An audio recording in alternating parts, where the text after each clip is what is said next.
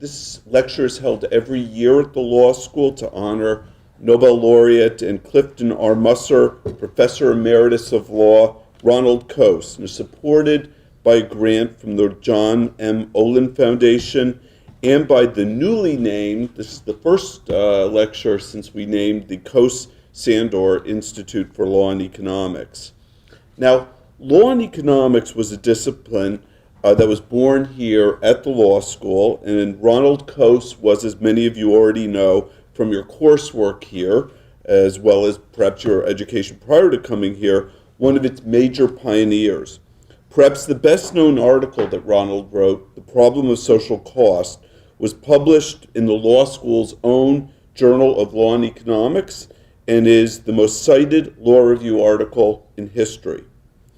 At age 102, Ronald is still actively pursuing his research agenda, something that we should all be so lucky to do.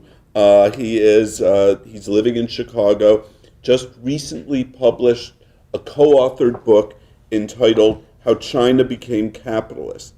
And indeed, Ronald will be here in March when we have an event to celebrate the naming of the Coase-Sandor Institute, and will hopefully participate in some of the events that day here at the law school. Now, when Ronald came to the law school in 1962, law and economics already had a foothold, but he expanded its influence so that the law school became the dominant school in this area shortly thereafter and has remained that way ever since. The discipline spread to every law school and economics department in the country and has now become, perhaps thanks to our own program, internationally known. And it's a way of rethinking U.S. legal systems and the law and how they've transpired, how they've taken place over the past 50 years. It is indeed striking to sit in a faculty meeting and hear legal scholars of all stripes, of all disciplines, talk about the language of incentives, preferences, markets, and utility maximization, as well as other norms. Now, perhaps the major insight of law and economics, besides the Coase theorem, that, of course, Ronald will actually deny that he ever came up with the Coase theorem, so you should always understand that when you talk with him, but it's something that, for those of you who are students, you should have memorized already. It is the application of social scientific tools to research in other legal fields. For example, quantitative and econometrics have become the norm in many fields of study, not just economics, but sociology, political science, and other disciplines. For this reason, I and many others, I'm especially delighted to welcome Tom Ginsburg, the Leo Spitz Professor of International Law and the Ludwig and Hilde Wolf Research Scholar and Professor of Political Science today to give the Coase lecture. Tom is distinct among many of our Coase lecturers because he is someone who, in addition to using law and economics as a method, does a significant amount of comparative and international law using legal scholarship, using social scientific methods. His work is interdisciplinary. He typically works on research involving comparative constitutions and is a wonderful example of the dialogue so unique to the University of Chicago between law and economics, political science, and other disciplines. And a story that I sometimes think about is, before I came here, I was dean of another law school, and we looked at all of the scholars that we could get who knew something about international law, and Tom was at the very top of my list. At that time, he was visiting here. He broke my heart and came to Chicago instead of the school that I was at, so that led me to have to come to Chicago so we could be reunited here. In any event, I am so pleased that Tom is on this faculty, that his scholarship is of such a high level and really delivering enormous insights into international comparative constitutional law. Now, following Professor Ginsburg's lecture today, I'd like to invite all of you to join us out in the atrium where we will have refreshments and engage in continued discussion. But for now, I'd like to introduce Tom Ginsburg to deliver the Coase Lecture.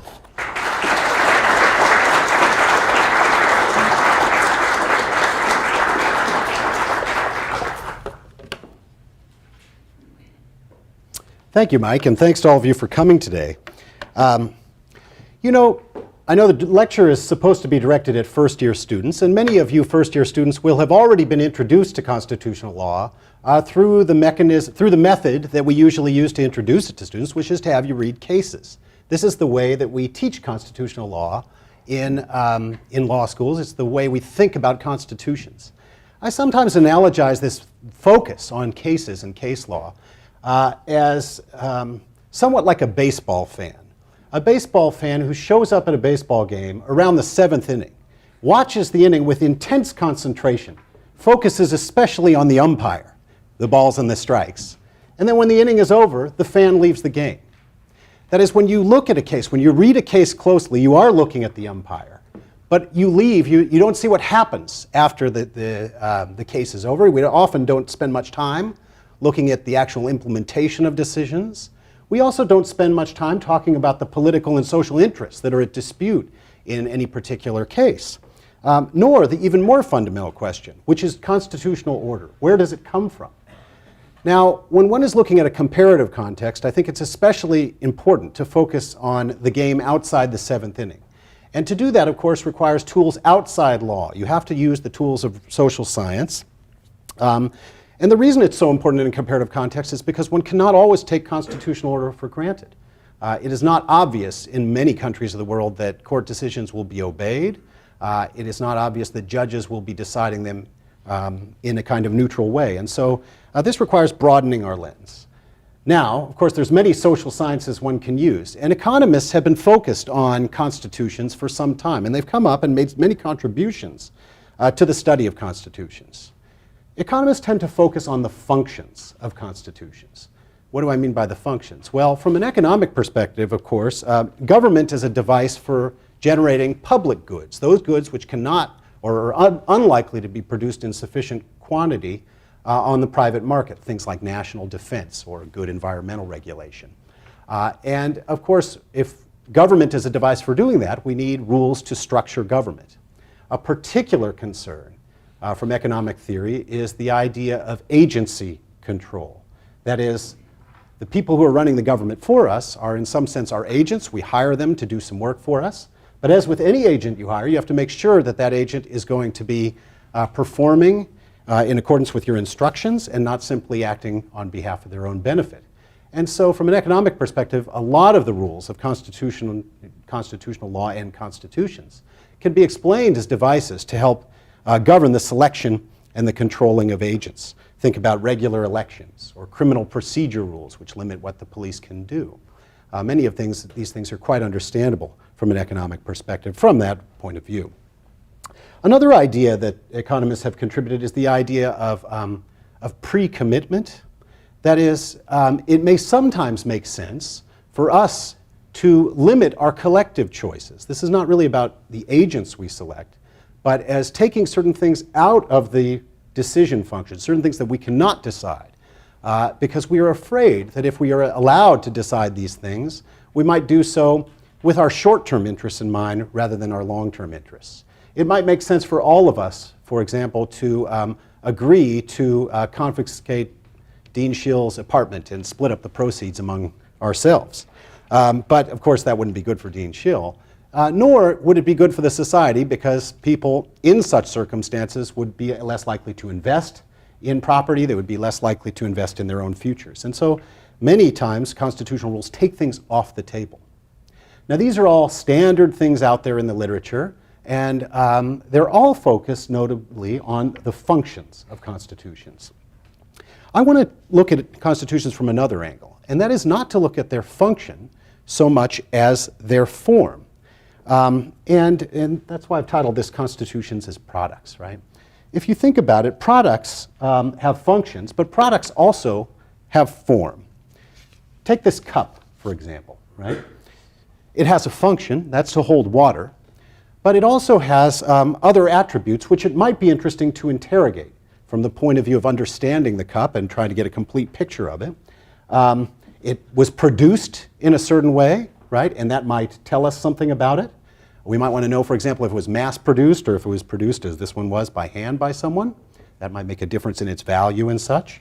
And similarly, we can look at constitutions around the world from this point of view. We can look at the production process and see if it has any impact on the actual product that is produced that way. The cup also has certain features, right? It's got a color, it's got a shape, it's got a handle. Some of these features, of course, go to the core of what the cup is, right?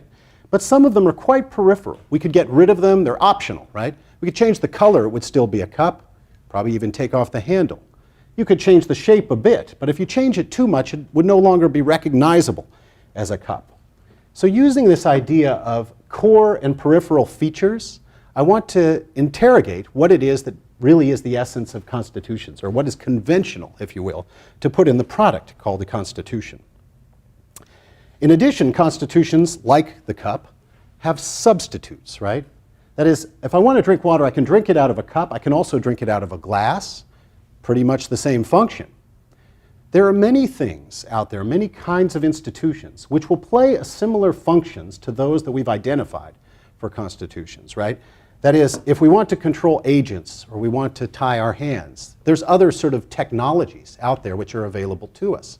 We could use norms, for example. We could have unwritten understandings that would function the same way to limit the people we select to govern us.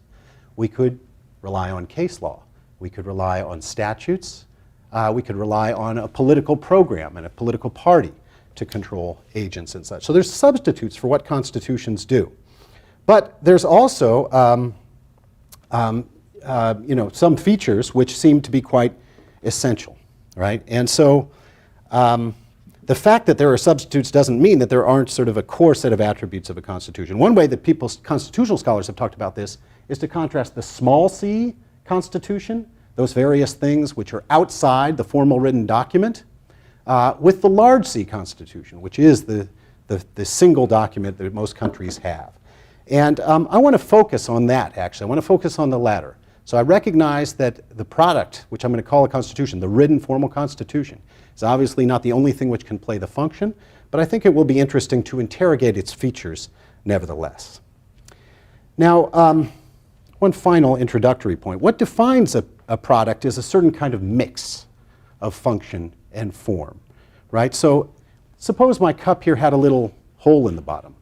It didn't serve its function. It was unable to hold water. If I held it up, most of you would still identify it as a cup, even if it was leaking water right on me.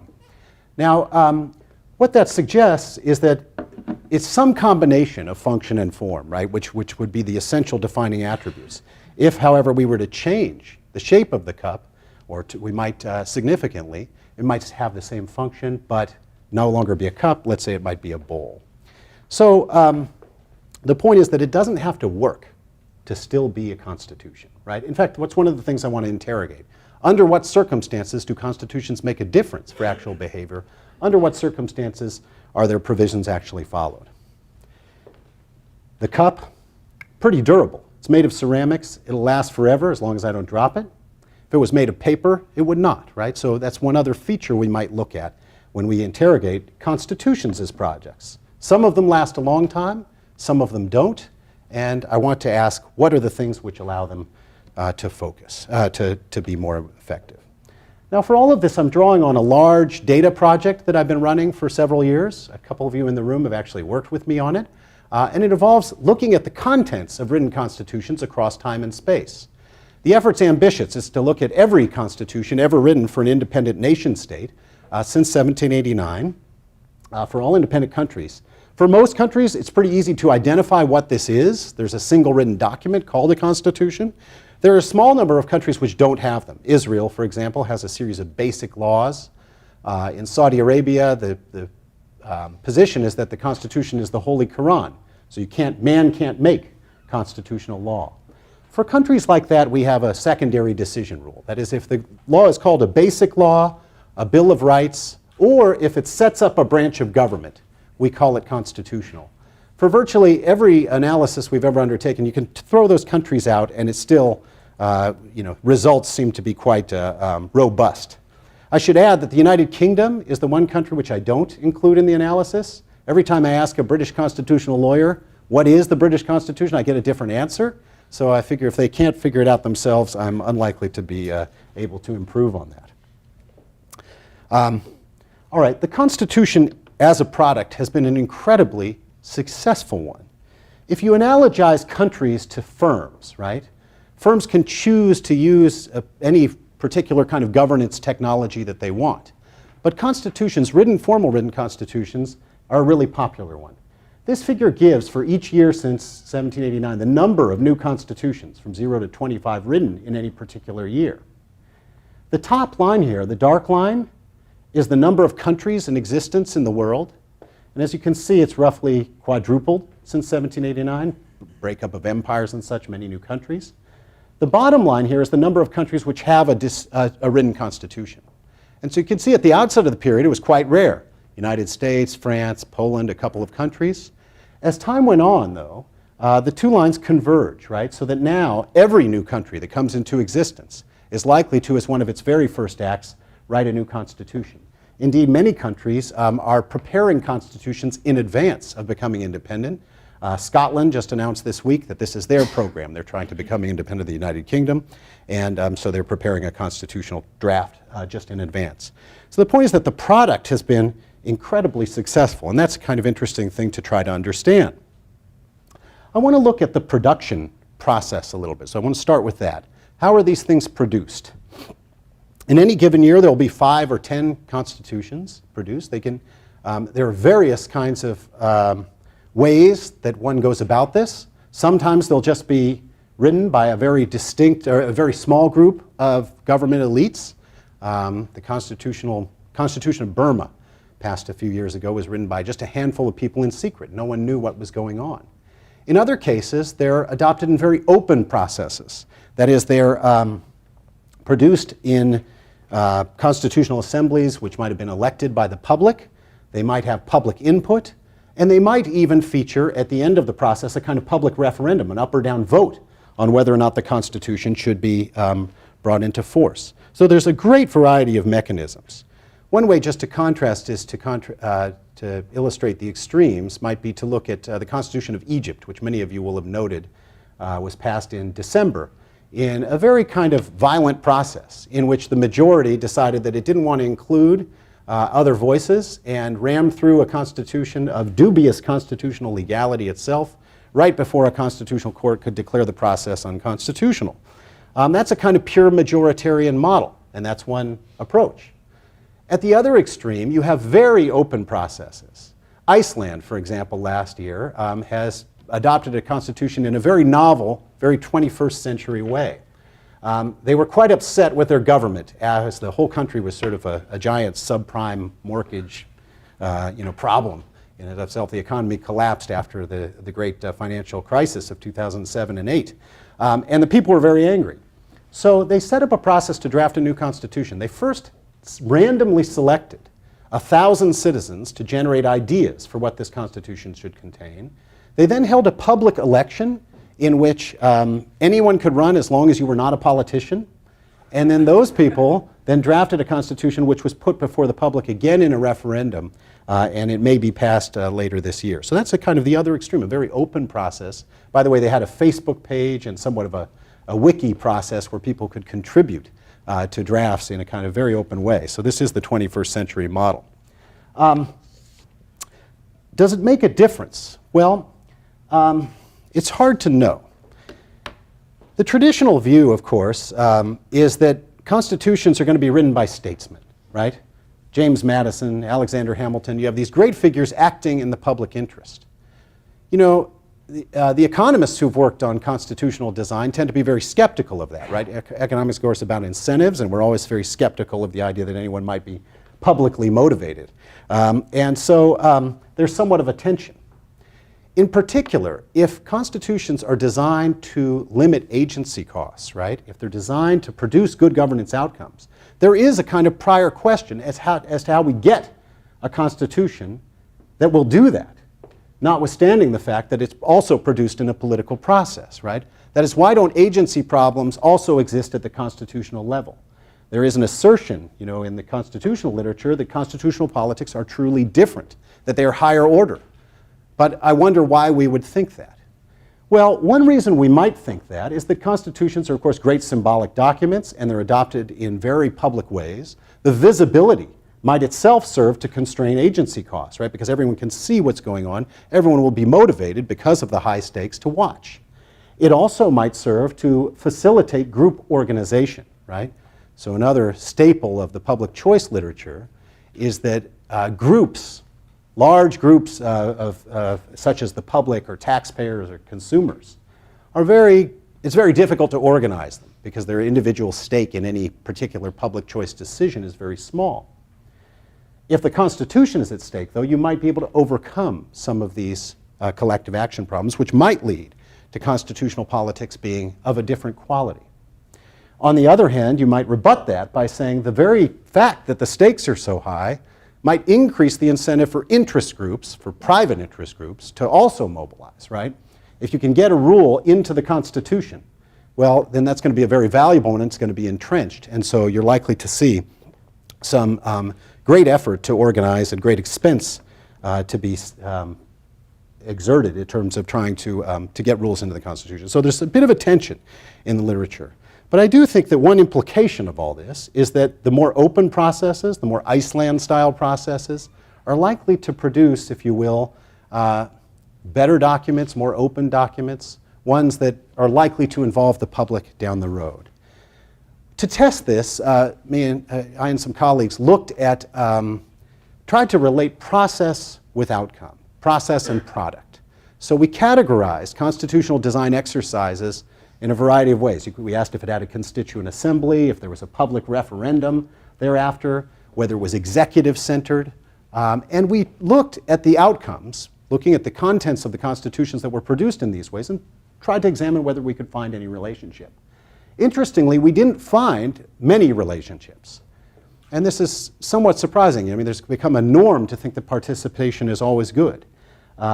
But we did find two things in particular. First of all, those constitutions which were dominated by the executive in the production process tended to produce executive-dominated governments.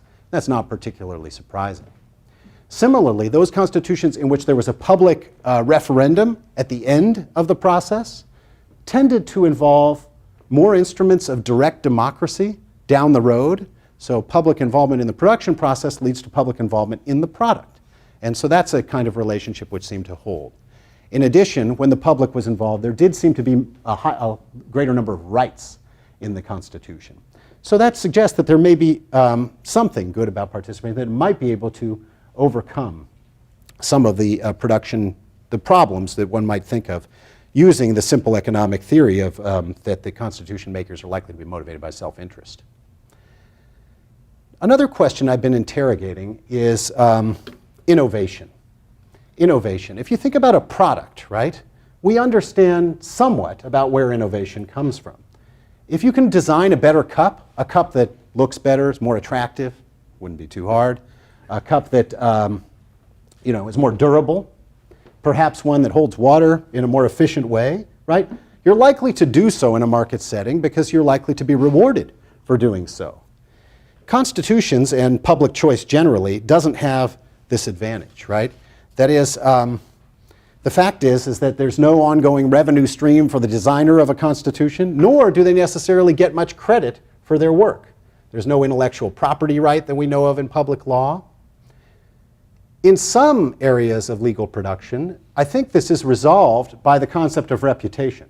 So if I'm a judge deciding cases, I might want to have a reputation for being an innovative judge, and I might come up with good legal rules, and that might be good for me down the road. Similarly, we sometimes have legislators who take the lead, they get to claim credit before their constituents, they put their name on the bill. Constitution makers, by and large, are not in this category. They're mostly people who do this one time, they'll never do it again. They're mostly faceless people, they're sometimes technocrats. For every James Madison that's out there, whose name everyone knows, there is Jared Ingersoll, who I'm sure no one in the room can identify, but was one of the signers, one of the designers of the American Constitution. So there's a lot of, it's not clear that people are going to get a kind of reputational benefit. And that, I think, is a general problem for public law, particularly difficult in this context. Furthermore, the way Constitution writing works is different from other examples or other things we might look to in comparative law. Famously in corporate law, right? We know that in the United States, corporate law is a feature of state law, and there's a lot of theory out there about how competition among the states will induce lawmakers to produce better law, right? There will be a race to the top in some theories, others think there will be a race to the bottom. But the point is that competition over mobile population, corporations, or citizens can induce better law, right? Can induce innovation, good innovation. We don't have that in the case of national constitutions. The other thing is that we're operating in an environment of tremendously incomplete information, right? It's very hard. What you're doing when you're writing a constitution is picking a set of institutions to apply to a particular context. We know very little, really, about what it is that makes some things work in some contexts and not others, right? If you adopt an institution that works, you don't really know if that's a feature of the context or a feature of the institution. And social science, I have to say, has not done a particularly good job here. The entire discipline of comparative politics has been fighting for 30 years about the merits of presidentialism and parliamentarism, and the current state of knowledge is that, well, we don't really know. It doesn't matter much, or we can't tell that it does, we're not sure that it does make a difference.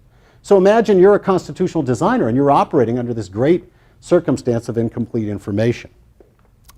It's unlikely that you're going to invest much in coming up with novel institutions. It's unlikely that you're going to necessarily produce a very good set of choices. It is true, though, that we're operating also in a global environment. And so most constitution-making processes today involve international actors in which there are people who are international organizations who are promoting their particular point of view, the United Nations and such. You might view this as a kind of subsidy for certain forms of knowledge, subsidizing certain positions, making them easier to adopt. But all in all, my suggestion is that there's likely to be a kind of underproduction of new innovations, that we stick with the institutional categories, the institutional menu that we've inherited, and there's probably too little innovation, certainly relative to a private market, where again, producers are likely to have an incentive to try out new things. One implication of this is that constitutions are likely to be similar in a particular context across time, and that's one thing we observe. So in these figures, what I've done is look at look at the features, 100 different variables for a particular constitution, and compare it with for any particular constitution with its predecessor. Okay, you could do this for any two dyads. I could take any two random constitutions out of the pool and compare them, and it would be likely to they would likely to have some correlation, but not a very high one. One way to think about this is a correlation, and the baseline level is about 0.6, about this level. When you look within a country, so this will represent Brazil's constitution of roughly 1900 relative to the earlier one of the 1860s. Venezuela's had a lot of constitutions. But the point is that these figures, these dots are all pretty high, right? That is, once a set of institutions is adopted in a particular country, it tends to be somewhat sticky. It tends to last. And that itself is interesting and worthy of interrogation. It suggests, again, that because maybe these are not sort of optimal situations with fit, it's hard to tell. But the fact is that we don't really, that constitution makers are likely